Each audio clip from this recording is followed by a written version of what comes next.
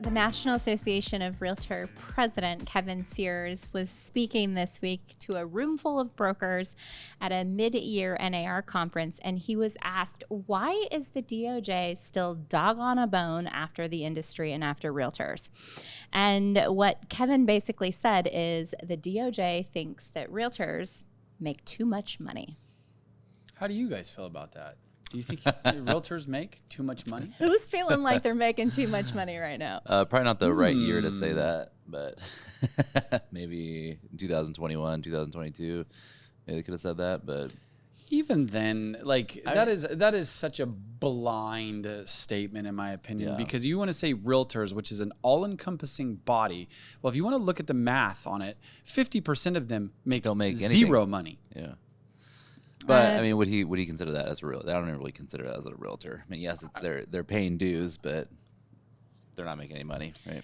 So not closing any deals. You guys remember about a year ago, it was a little over a year ago, when all the scuttlebugs were happening with NAR, and I was like the first one that realized that NAR took the membership reporting off of their site, right? And it was like big news, and then of course everyone caught a hold of it and was like, what's going on? And surely they did. They took the reporting off the site. You used to be able to go on NAR and you'd be able to see exactly how many realtors were in each association. They were ashamed across of their the numbers. US.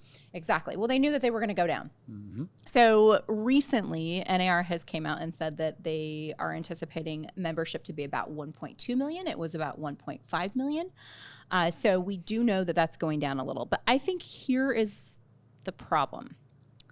The problem is that a brand new agent with very little skill in selling homes can get their real estate license, very low barrier of entry. In Arizona, it's a 90-hour course. It's less than a couple $1,000s, and you are armed and ready to help a consumer make the biggest decisions as far as financial decisions that they're likely going to make in their lifetime. You can be brand new. You can do that day one, right? Yep. And you make just as much money as an Elliot who's been at real estate since 20 years, right? 20-year veteran here who has thousands of deals under his belt, a lot of business acumen, a lot of deal negotiation acumen, and that agent makes the same money as you.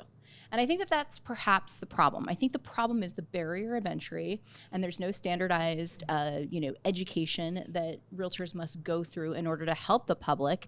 And instead, NAR is incentivized to get members. And do they really care if these members are educated or not? No, it's a money game for them. They say 100%. they do, right? It's all about serving. It's 100% of business. It's a for-profit business. Yeah. Well, it shouldn't be, but. That's what contaminates it, right? Is the for-profit business. MLS is for-profit, right? And then I'm an entrepreneur. I'm not throwing bad at it. I'm throwing a what is at it. Well, that's the key right there. Is you're an entrepreneur, and an agent that has no experience, they're entrepreneurs too. It's the problem with real estate. It's not about being able to close a deal. It's being able to find people to work with. Yep. And that's the issue. And someone right off the street that can just go get their license if they, go and talk to 1,000 people over a course of a month, they're probably going to find a lot of people to work with. Yep. Right. Whereas the person that's sitting in a classroom getting their RSG, SEP, A, B, C, D, E, F, G. All the little different things that they have on their signature. They're not out there talking to clients they want to transact real estate. So I don't know. You see that, but then you also think, hey, some of these people that see the opportunity and go, hey, all I do is go 90 days or 90 hours of school and then go out and talk to as many people as I can and make 7 figures, 6 figures.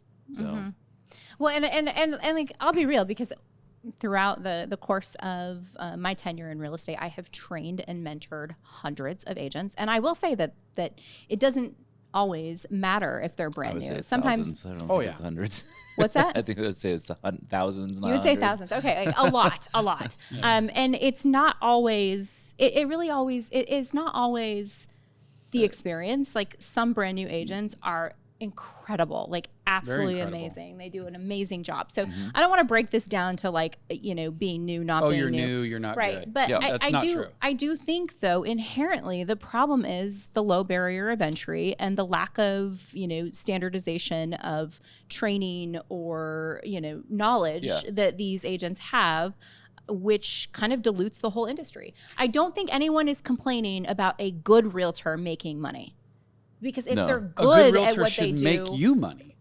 Exactly. Yeah. Right. I've always said that for years. Like I that used to be part of my listing agreement, especially like if I was going up against other agents, I'd be like, hey, the moment that you think I'm going to cost you money, I'm not the right agent for you, and you should hire somebody else. So let's put this scenario in. Would you think say on a contract you would have to put your experience, like how long you've had a license and how many transactions you've done since you've gotten your license on a contract or with that consumer?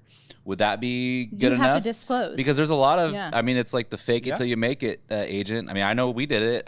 When we first got our license, we benefited from this any system. experience at all, but I sure as hell could get on the phone and start calling hundreds of people every week and run into people that needed to buy or sell. But that's truly how you cut your teeth, any right? Experience.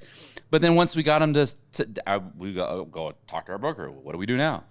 Although we did have a very handsome broker who mentored us every single step but of nowadays the way. you have all the $25 a month brokers that they're. I mean, you gotta call and get an appointment next week with them to ask some questions or something. I mean, they say they have all this training, but do they really? And are they really oversighting them? Well, right. And a lot of times the mentors in real estate end up being the real estate agents that couldn't hack it on their own. So now they want to go teach other agents how to do it. Mm-hmm. Yeah. And sorry, it's just so true. It's true. And the other thing is too, I think that the industry is honestly broke itself, and it's because we started like rolling out red carpet for agents that close 5 and 10 deals a year and acting like they're amazing. And what do I got to do? And let me alter your split. And it's because honestly, NAR, MLSs, right? It's that lower barrier of entry. And yes, you have all of this upside of making, $100, $200, $300, $1 million, right? That's not like with a really good business plan and a lot of dedication. That's a very real reality for a lot of people, especially in certain markets. But with that said, we've now rolled out the red carpet where the 90% of the agents do less than 10 deals a year. It's far less than that. But let's just say 10 deals a year, and they're a top producer in their office, and everybody wants to roll out the red carpet and these title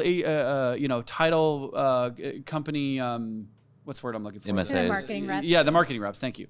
The marketing reps go out there and, hey, I want to work with you and this and that and all these things. And it's pump their ego. Where our day, it wasn't that way, right? Because we had to sell a lot of houses. I mean, shoot.